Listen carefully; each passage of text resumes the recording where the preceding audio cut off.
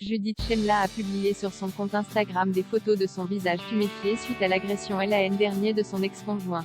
Une publication pour faire passer un message aux victimes de violences conjugales: ne retirez jamais une plainte. Actuellement au casting du film de Michel Leclerc, Le goût et les couleurs, et prochainement à l'affiche de Simone, Le voyage du siècle, où elle incarne Milou, la sœur de Simone Veil, Judith Shemla a posté sur son compte Instagram des photos de son visage tuméfié suite à l'agression de son ex-compagnon il y a un an. Censé venir présenter le film Mes frères et moi de son conjoint Johan Manca au Festival de Cannes en juillet 2021, la comédienne avait finalement annulé sa venue. La revue américaine Variety révélait alors que Judith Shemla avait été agressée par son compagnon. LCI déclare que l'actrice a déposé 2 plaintes qui ont abouti en mai dernier à une condamnation de 8 mois d'emprisonnement avec sursis probatoire pour violence conjugale, harcèlement et violation de domicile. Un an après son agression, la comédienne revient sur les faits et dénonce la pression que son ancien conjoint, et père de sa fille, continue d'exercer sur elle. Elle écrit sous sa publication: il y a un an mon visage a été blessé, du bleu, du violet sous mon œil, je me suis vue déformée. Il y a un an j'ai regardé mon visage dans la glace et j'ai su que je ne pourrais plus me voiler la face. Le père de ma fille. Ceux qui sont capables de faire ça, il faut qu'ils soient hors d'état de nuire.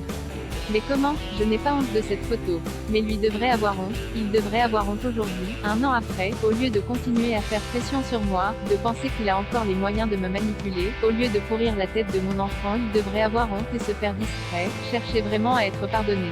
Ce n'est pas le cas, j'ai tant de preuves qu'il continue d'essayer de me nuire. Retourner au commissariat une 3e fois, déposer une 3e plainte en un an, être dans le milieu du cinéma, et avoir l'épée de Damoclès de 8 mois de prison avec sursis. Ça ne suffit pas, je suis à bout. Que faut-il pour qu'il me laisse tranquille? Aller vraiment en prison? Il jouera encore à la victime auprès de ma fille et elle souffrira de ne pas voir son père. Que je garde ça pour moi? Il se sentira encore au-dessus des lois, continuera de se plaindre et de contester les décisions de justice auprès de sa fille de 5 ans qu'il voit pourtant comme un père normal qu'il n'est pourtant pas. Il continuera de croire qu'il est en mesure de faire pression sur moi et de me harceler moralement. Je n'en peux plus, j'exige d'avoir la paix. C'est plus clair comme ça?